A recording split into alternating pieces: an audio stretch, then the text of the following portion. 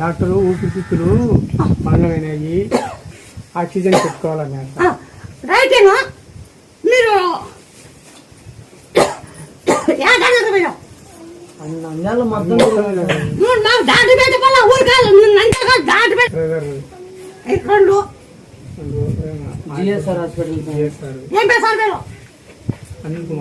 అనిల్ కుమార్ రెడ్డి ఇప్పుడు మణిపూర్ కదా మీరు డైలీ 20 కిలోలు మూర్చోడండి, నిమ్మకాయకు మూర్చోండి, మీకు బాగా అవుతుంది, లేకుండా అవుతుంది. ఇప్పుడు అది పెట్టి ఈయన పెట్టారు.